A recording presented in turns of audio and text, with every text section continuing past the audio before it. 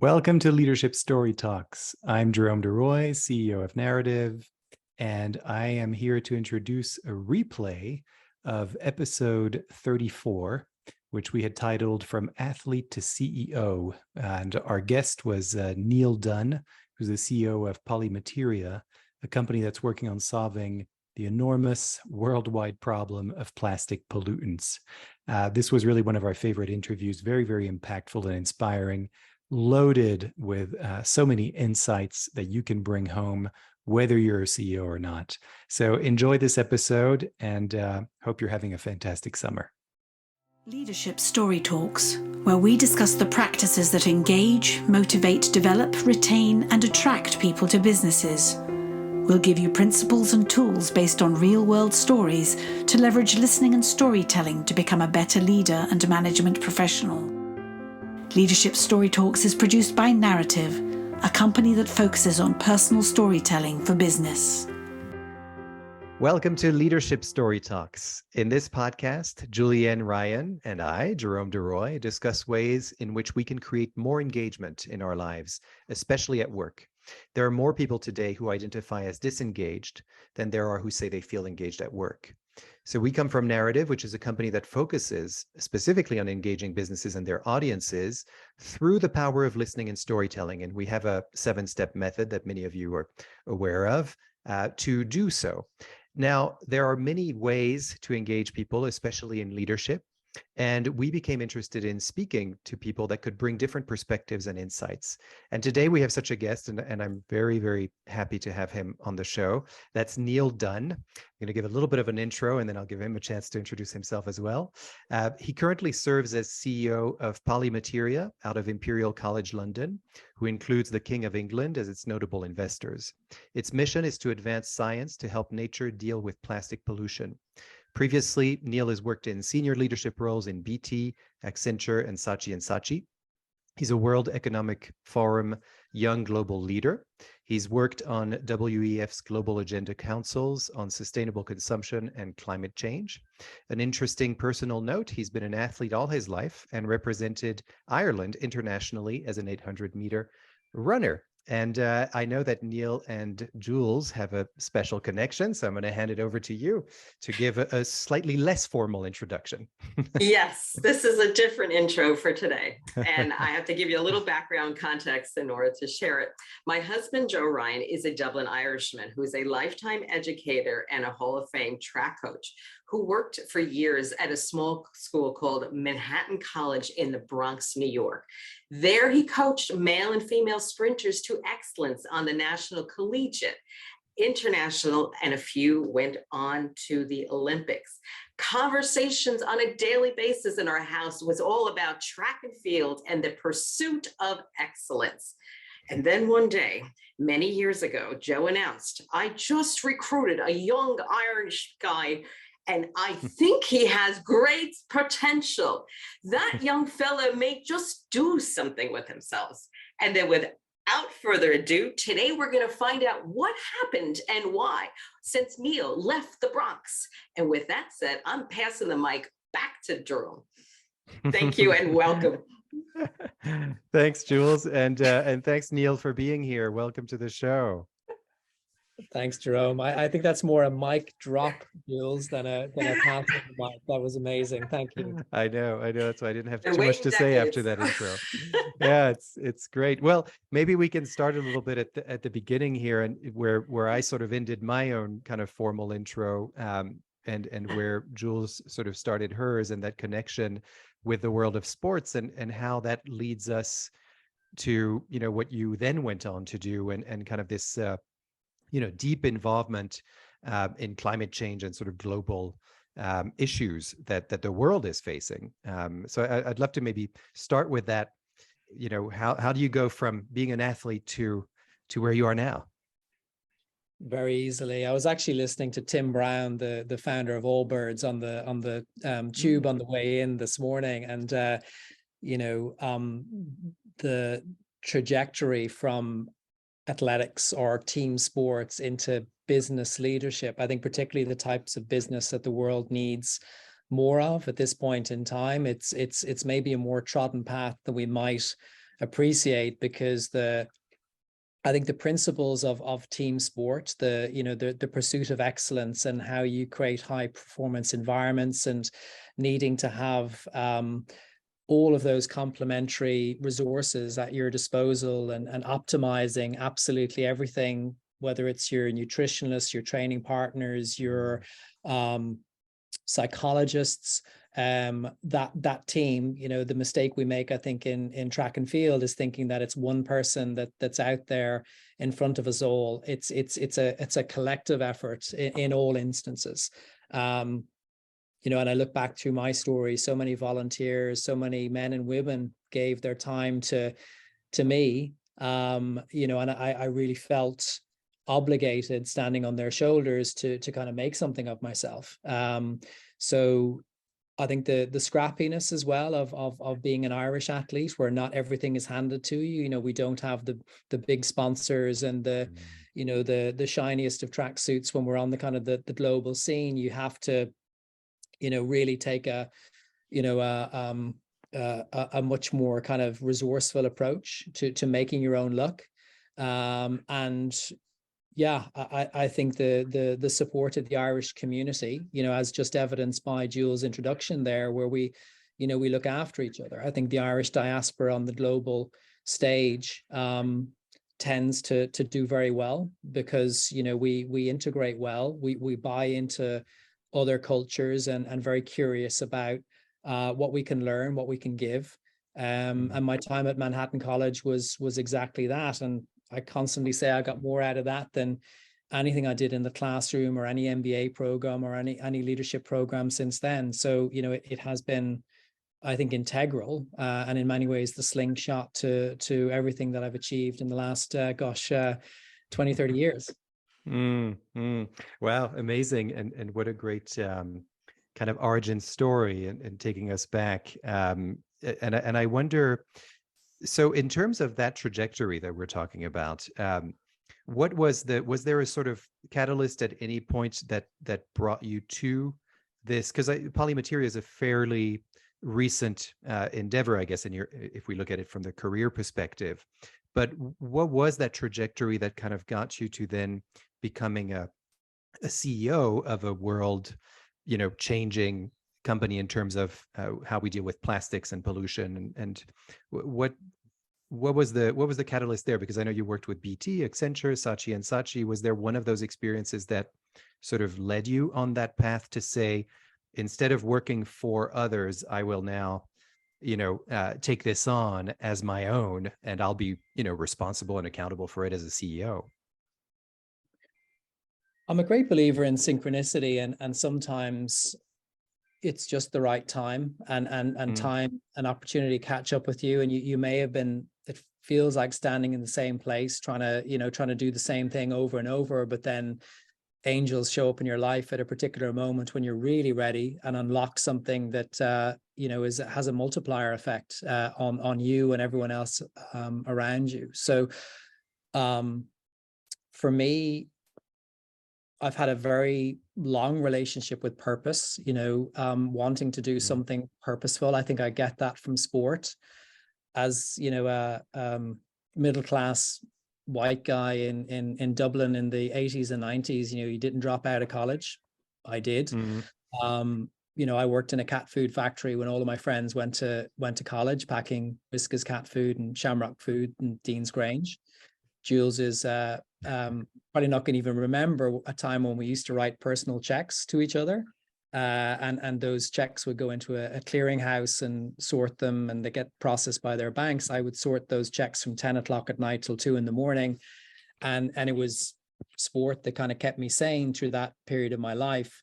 And it was around that time that Joe spotted some of the results I was getting in races, but it was always bigger than me. It was never about ego. I think maybe in the earlier days there was a lot more ego involved, but when you realize the limitations of that, and you have to have a bigger dream, you have to have something that allows you to want to stand on a global stage with Kenyans and Jamaicans and Americans and say, we belong, and we can inspire others like me to kind of follow this path. This is a tenable path. It's a great path.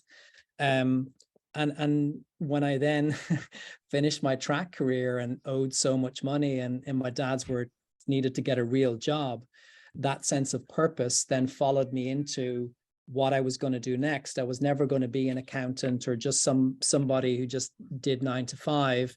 I wanted to find purpose in the platform that I went onto. And it wasn't even called sustainability when I started. I went into Accenture. They used to be called Anderson Consulting, because they practice change. And as an athlete, the thing you learn is you have to be changing yourself, firstly, and your environment all the time to optimize and find those, marginal gains.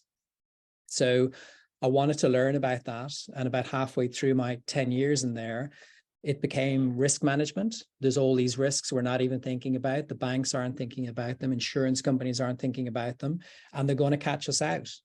And we created a risk management practice to deal with that, ahead of Lehman Brothers and ahead of a lot of the 2008 crisis. When you have that data and you start to scrutinize it, you say, well, gosh, why would we not be on the right side of history? Why would this not be in our products and our strategy and our brands and how we engage and win the war for talent? And that was the birth of the sustainability practice within Accenture. And I then went on from there to Saatchi and Saatchi, was about the power of brands and how can brands like Procter & Gamble, Toyota, we launched the Prius, Walmart on some employee engagement work based largely on movement theory, linked to sustainability. And then ultimately BT, and BT was, I guess, my first, really big executive job. The chief sustainability officer there was, at board level responsibility, 2% of PBT, but it was about how does this drive the clean tech portfolio within BT from about £1 billion value when we started to about 3.2 billion by the time I left in 2017. But just around kind of timing and coming back to that point around, sometimes angels just find you in life. I watched David Attenborough's Blue Planet episode in October 2017, and I was really touched by that moment where the calf, the whale, baby whale, died because its stomach was so full of plastic. And that same episode broke the internet in China, and it certainly broke my heart back then. And I never really have bought anyone's explanation for how and when contagion happens. Sometimes stuff just catches fire, whether it's Coney 2012 or that particular episode of Blue Planet. He wasn't saying anything different than Greenpeace had been saying for 20 years, but that really caught on. And there was this populist response to plastic and demonizing it. And with my background, I was just standing there going, where's the innovation on this one? Where's the solar? Where's the Tesla? Where's the Impossible Foods or the Oatly or the thing we can point to? There was nothing. There was a lot of greenwash. And I'm just left with that. And also thinking, at BT, what do I do next?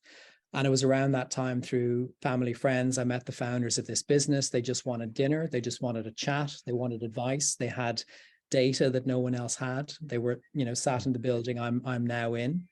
And we started, just talking about how you scale a business like this. It's a very different P&L. It touches many of the points you framed in your introduction, where, you cannot put your head above the parapet and say we're going to solve that environmental issue and not have integrity as the foundation of everything you do, not because of any religious, Christian or other reasons, but because of the level of scrutiny you're going to endure. It's not a traditional P&L. So the culture has to really buy into the integrity, and then you're only as strong as your weakest link. And you have to have that almost athletic obsession with, what are we not thinking about? What do we not know? Where are we weak behaviorally, technically? What are we missing? Which is very prevalent in high performing teams. And what that does is it drives diversity into your thinking in a very conscious and obvious way, because after a few years of doing that, you look back and realize, gosh, very few people in here look like me. They don't think like me either. And actually, it's the job of leadership to make all of that work in a way that is better than the sum of its parts. And then you got to punch above your weight, you know, on these big global issues. You see the Teslas and the Oatleys and Patagonia and Allbirds, you know, doing big things to show relentless alignment to mission that almost seem not to make financial sense, but unlock untold advocacy or regulation or consumer buy-in in a way that helps that trajectory and scalability. So over the last, Polymateria is only 7 years old. I joined January 2018. And, you know, we've been working on all of those things for the last 5 years, which, you know, brings us up to today. Wow. Thank you. Yeah, thank you for that background. And, you know, fascinating for me to hear all the different strands that we started to talk about at the top of the show, but sort of bringing back, there's kind of three things, and I'd love to hear your, you know, maybe elaborate a little bit on this, but three things that you seem to be doing very consciously.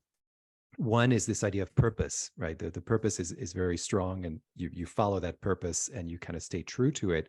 The second is that idea of integrity, you know, I mean, and because maybe something that I hadn't thought about before meeting you, it's integrity. I think of integrity because of, you know, just the way I walk in the world, right? Something happens and I'm going to stay true to my values, et cetera, in the face of something that could actually make me go another way, right? And so that's when I recognize that I have to be in integrity with that. But you mentioned this in the context also of, you know, the scrutiny of others and sort of having to be very strong in the face of that. That's the second thing that I got. And then the third was just around data and storytelling. Like you were saying, you know, there wasn't a lot of data on this. And then there's this story that comes out. And for whatever reason, we don't know how contagion happens, but, you know, now the world is paying attention at some point, and we know that these things are fleeting, right? And so I wonder if you seem to be very conscious about purpose, integrity, data. I wonder if you're also conscious about or look for those kind of stories that can be catalysts. Do you sort of look for those moments, or is it more like an opportunity, you know, in terms of, oh, wow, there's a story going on over there and nobody knows about it. Let's put that in front of people because that might move the needle more for us. Does that make sense to you, first of all? And yeah, and I think that works best when it's collective. And I think, again, just with, you know, learning from others, and I think the great kind of interjection into our lives that podcasts have become, you know, it's such an amazing way to hear from leaders and learn. Like I just mentioned that the Tim Brown Allbirds one, but, you know, there's so many others that we could, you know, we could reference, and out of each one of them I take something different. But we encourage within the business that collective self-actualization, because the challenges are different at different phases. And if you don't have that culture of curiosity and real honest introspection with what it really takes to be a high performing environment, you know, the questions we're asking now are very different when we were a startup. Like in a startup, you have that classic scrappy, you know, you're just trying to keep the lights on. You're like that, you know, barky Jack Russell that just wants to get noticed, and you are pushing a boulder up a hill, but you won't admit it to yourself. But at a certain point in time, your technology starts to really get noticed, and you become, and most Silicon Valley companies I kind of see stay there. You know, they whether, you know, as big as Uber or some of the kind of the newer ones, that technology centric phase becomes something you can never get out of. And we were there from 2017 to 2020. We were obsessed with the technology. We saw the world through that technology lens. We wanted to, you know, prove it. We published peer-reviewed papers. We launched new standards, all because we thought this technology was the greatest thing. But that introspection and that real honesty around, you know, kind of what does it really take to solve this problem, led us to, I think, realizing that's not going to scale. You gotta solve this one through your customers. And that same obsession with the technology had to become an obsession with our customers. And that was probably the biggest change, and probably the biggest challenge for most scale-ups, is transitioning out of technology-centric to customer-centric, because it's different mindsets, different processes, and in some cases, different people. Some of our people weren't able to make that shift, and you have to deal with that elegantly if you can, but sometimes you just got to rip the sticking plaster off. But as I look back over the last 12 months, the thing I'm proudest of is not the numbers, it's not the trajectory, it's not the kind of the global momentum, it's the culture. It's you know, what I feel in every one-to-one, what I hear, and knowing that there's a buy-in to those three things that you said: purpose, integrity, data, and they probably define it differently. But it's alive and well within the organization and constantly being nurtured by that curiosity. And I don't know what it is in 18 months or 3 years from now. I know we'll need to be different and evolving and changing. And we'll only figure that out by that introspection happening together, and each of those new hires or new behaviors that we recruit or build, feeding that introspection. So I want to make a comment here, that I think it's so interesting. You had all these thoughts in mind when you were in your BT experience and what you're working on, and that the next stage came because you agreed to listen, and you suspend and spend some time with this group that I don't know how much you knew about them, and really take time to listen.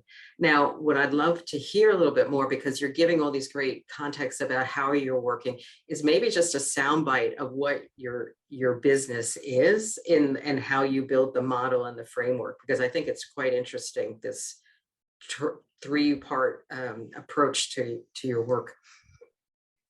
So the first point is purpose and being mission driven. And it's a huge difference to retrofit a purpose into established Fortune 500 or FTSE company, where you're trying to almost go back and remember what was the initial idea 100 years ago. We don't have that. We're purpose built from the ground up to solve a very specific problem that links to Jerome's third point, which is data driven. There's science coursing through the veins of this organization. I'm one of the few people without a PhD. We're sat here in Imperial Innovations, which is probably the top molecular science ecosystem in Europe, certainly.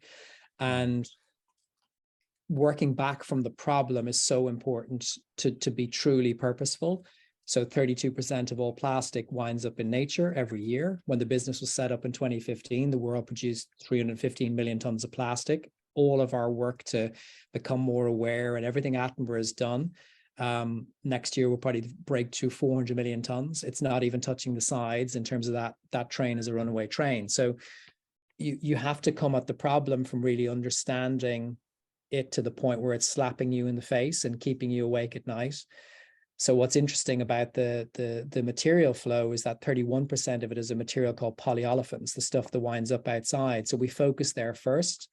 And also, whilst the focus is on the oceans, the biggest problem is on land. 80% of all plastic gets to the ocean from land. So our theory of change is, what if we created something that changed the very nature of plastic? So the issue again is because it's so persistent. All plastic becomes macroplastic and then microplastic and then nanoplastic. It's ubiquitous. It's literally in us and our and nature. So what we figured out is how can we change it to be perishable? And in order to allow for its usefulness, its utility, we time control it. So we allow for it to be used and reused and ideally recycled, and we can program the exact month within which the technology becomes active. And then what we've uniquely figured out is how at that point do we make it effectively self-destruct, so get it back to nature. We're the only company in the world that's done that for polyolefins on land, and published our peer-reviewed papers and launched new standards to prove it on very obvious things, like when you do this, you shouldn't create microplastic, you shouldn't harm nature. What you do in a lab should reflect the real world. All of that needed new standards, new rigorous pass-fail criteria. And we'd made a decision, again, being mission-driven, to open source our IP and create those new goalposts so that legislators and industry could make better decisions around what they should ban and what they should give exemptions to.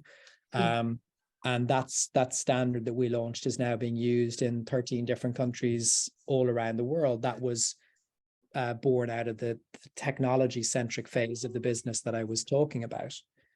We brought someone in from Tesla to run that program for us, because we wanted that kind of campaigning, disruptive, challenging mindset in how we were taking that standard out into the world, and creating those outcomes that should create a much more science-based playing field that everybody has to live by. So, you know, the alignment with purpose and kind of doing big things to kind of shake up the system, and doing that all based on science, but that profound understanding of, you know, data and where the problem is biggest, you know, all of that fits together, you know, really clearly in our strategy.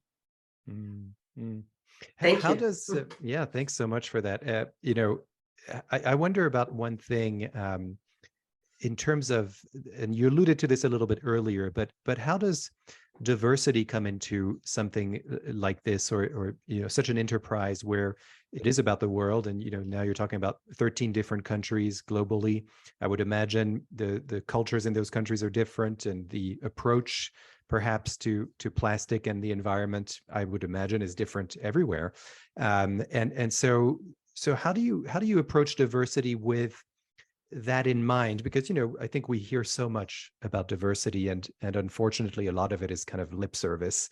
At least here in the US, you know, there was a kind of clear breaking point with the George Floyd murder, and then after that, you know, kind of social upheaval, and many Fortune 500 companies, you know, started to say, we're really looking at this issue very seriously. And but, you know, you don't really know a couple of years later, you know, how is that really looked at very seriously, other than naming someone to that post. And so I wonder, for you, with an enterprise that is so, you know, global, and looking at an issue that concerns every single one of us, how do you approach diversity in terms of your employees, but also, you know, maybe I'm assuming there's some kind of educational approach to what you have to do in terms of bringing this to the world, where maybe there's some resistance, and you know, yeah, I'm curious about that aspect of things.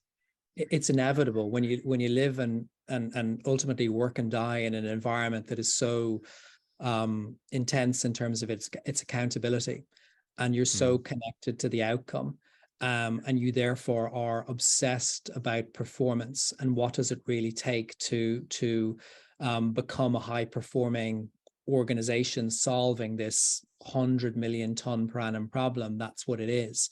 You're led not the way most people think about diversity, which is we need to tick a box. We need a certain quota, or we need, optically, this doesn't look good if everybody looks like, you know, too Western or too Irish or whatever. That's CSR. It's putting a plaster on the problem. This is uniquely about performance, and you only get to really punch above your weight and solve these big problems by pulling in those unique, diverse perspectives, those you know, insights, behaviors, geographical positions that give you context that you're going to miss. And we're obsessed about our blind side, because, you know, just to use a linebacker analogy, it's that you know, lack of peripheral vision. That's the thing's going to kill your quarterback. It's that guy that gets around you.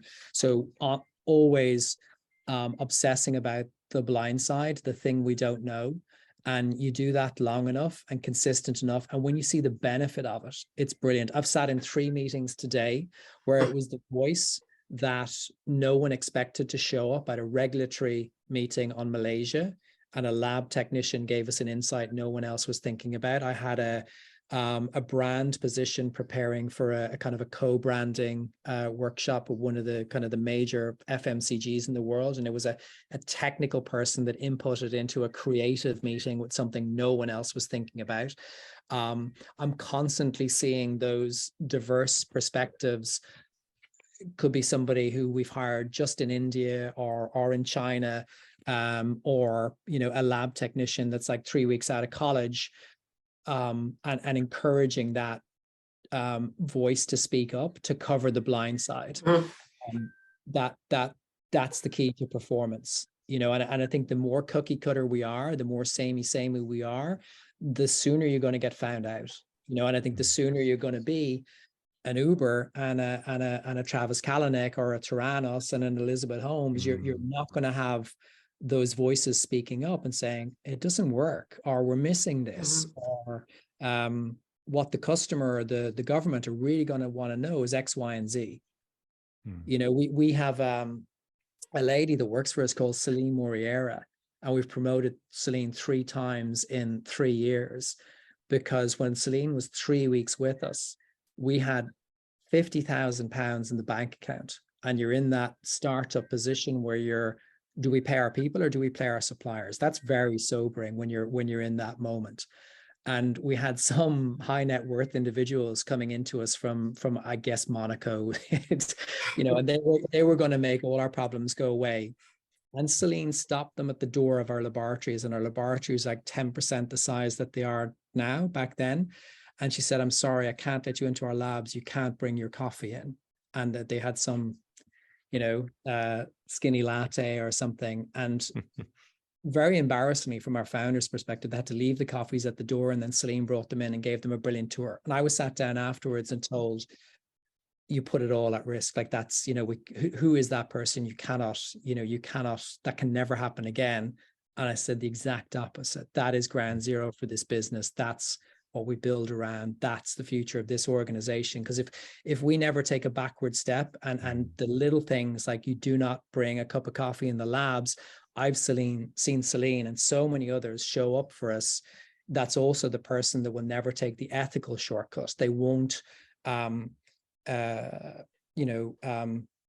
give a third-party report on a piece of data or a science research project that isn't completely accurate and true.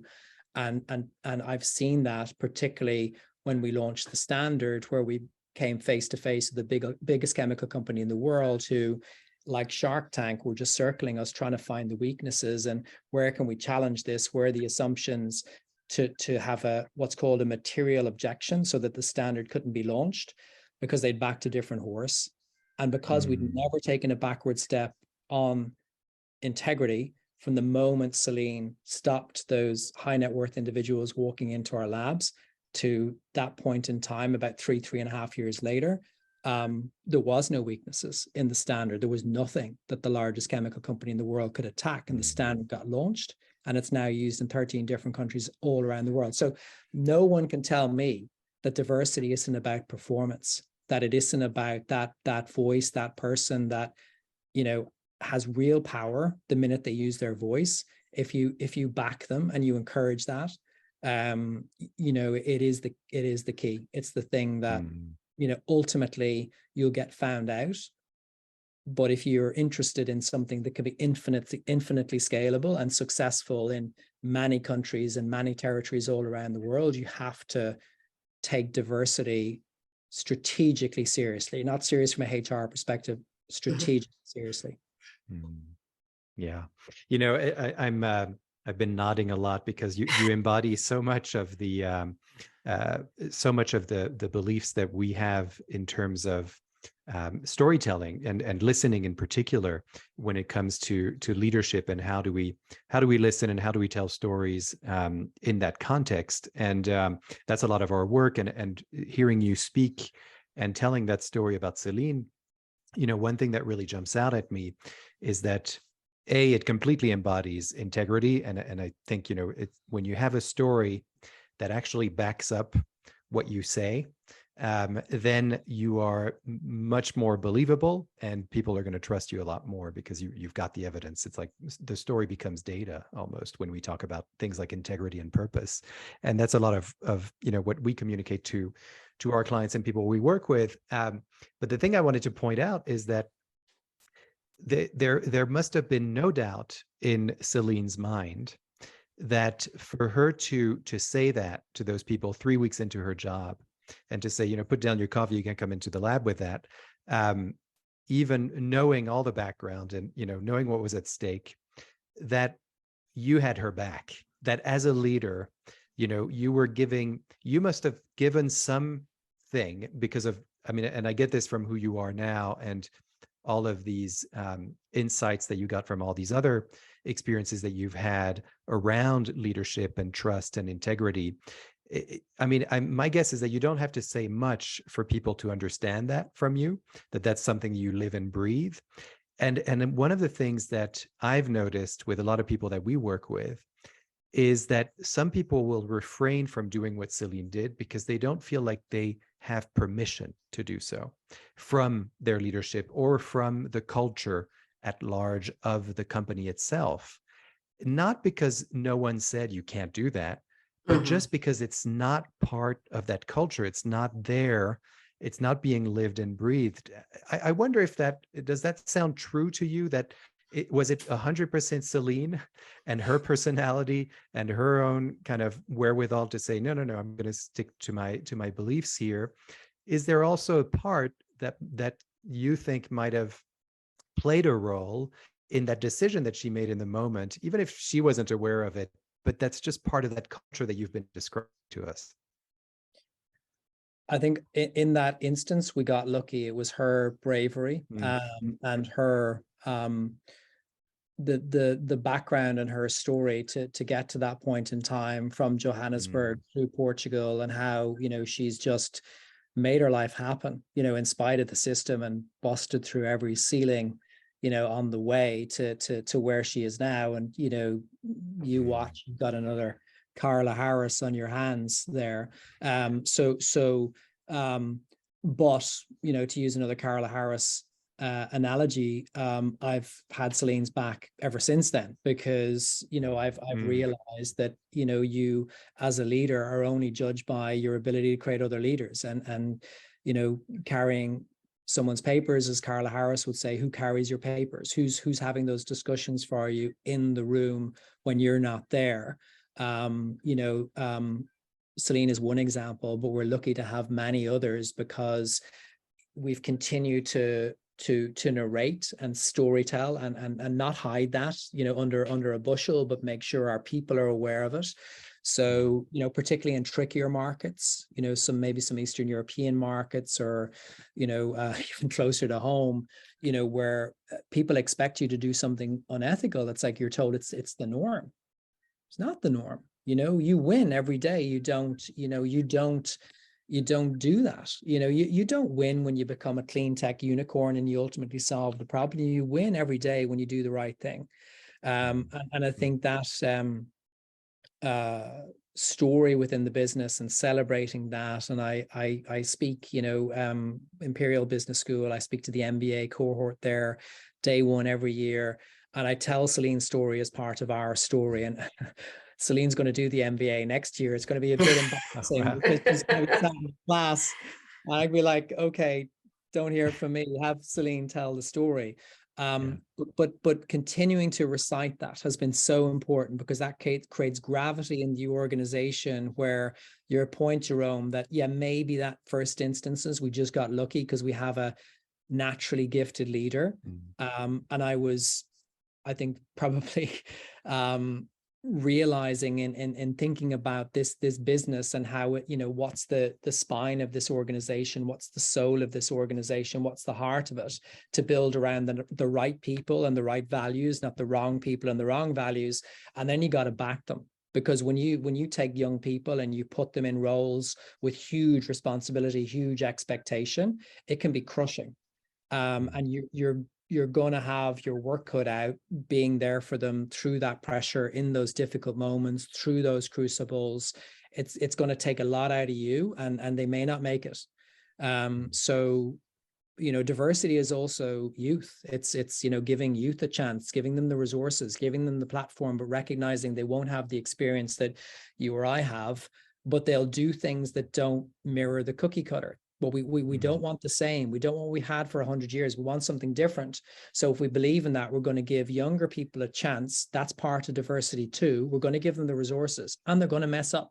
And we have quite a few of those in the last 12 months, backing our younger people, giving them resources, giving them budgets. And, you know, you have to really have their papers in those moments, because you know, the coaching and the mentorship can close some of the gaps, not all of the gaps. And some will just decide, you know what, this just isn't for us, and that's okay too. Yeah. When you're talking and you're using Celie in the example, and it's like one of those microsecond moments too. It's not like a long thing, about how integrity shows up in small but important things. So not so small from the big picture, but when she made a decision to recognize that and scan the environment. Somebody else might be paying attention and just say, well, that should be normal. But to call it out and have the power to use your voice and pay attention, I think that's where the diversity of thought comes, to use different lenses to scan the environment.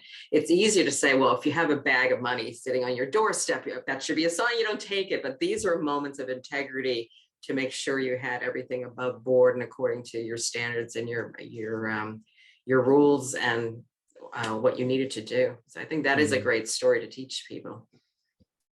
I think if there's ever a box set or a movie made about Polymateria, it'll be something around, you know, from that cup of coffee left sitting outside going cold in that laboratory through to BASF, and how, you know, you were able to undergo that intense scrutiny from their lead scientist to the culture that we've kind of created here in the last 12 months.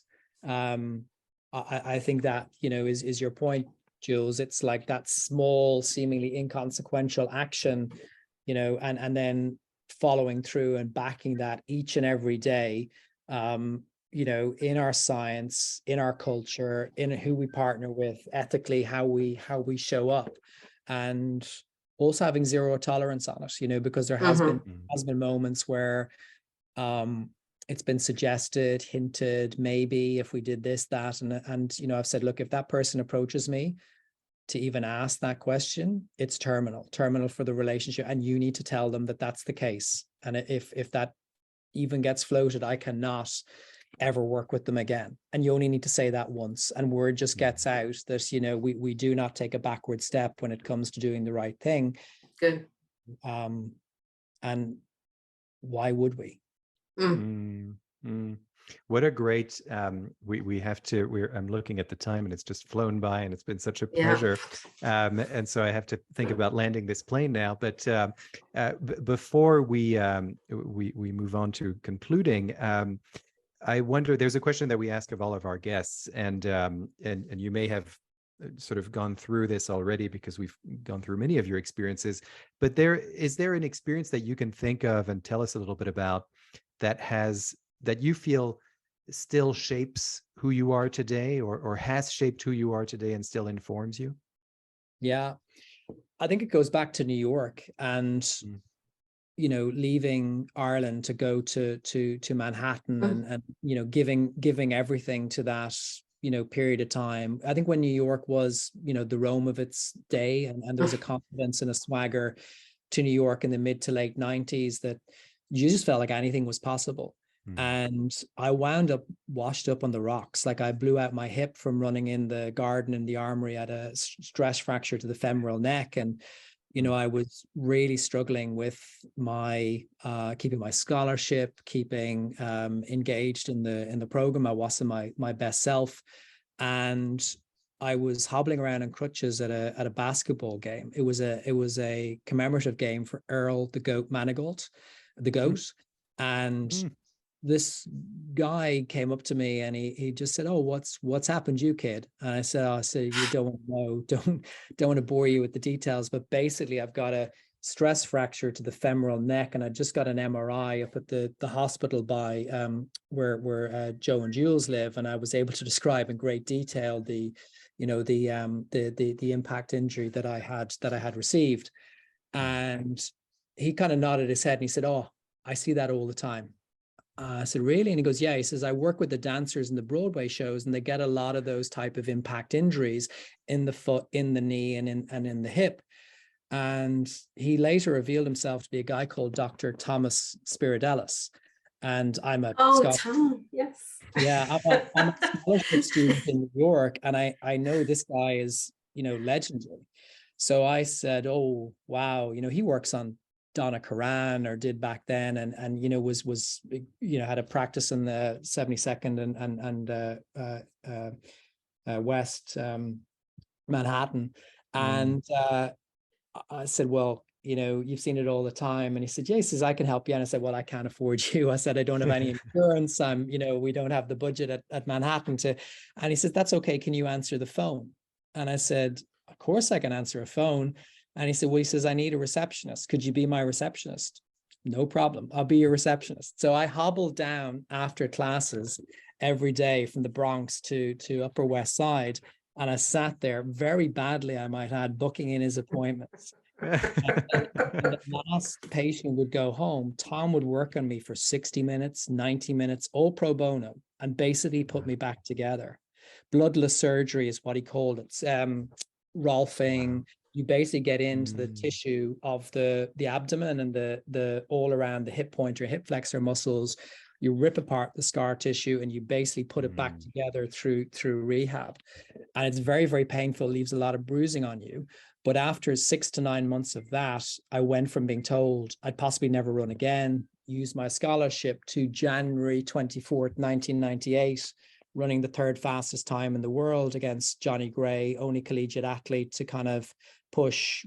He was then the fastest American ever over 800 meters in Harvard. Felt then the power of angels in our lives, felt that it is that stranger that has that gift to give, that if you're open and really are honest about what it is you stand for, what it is you believe in, they show up. He showed up for me then, and so many other people. Joe Ryan is one of them, have showed up. There's so much goodwill, in the world when you are really trying to do the right thing, not getting it right, failing, on your knees, suffering. They're out there. They'll show up for you. So you have to be conscious when you're that for someone else. You have to be conscious when you're being required to carry somebody else's papers and fight for them in the room when they're not there. Yeah. Wow. Yeah. What a moving and inspiring way to end this episode, and I could go on, and I'm just very, very thankful for this connection that was made all those years ago between you and Joe and Jules, and very thankful to you, Jules, for introducing me to Neil and making this whole thing happen. I think our listeners are going to be very there's just a ton of advice and insights, and coming back to this idea of just how important it is to figure out what it is that you stand for, and show up for that, and show up for others. That word angels is one that's gonna stick for me, and one that I will now, from now on, work to recognize those angels and acknowledge them, and then see when I can be that for somebody else. I think that's great and very inspiring for me. So thank you so much. Is there anything, Neil, that you would want to point people to? I don't know, a website, resources, maybe a podcast that you love. You mentioned one podcast that you were listening to on your way over here.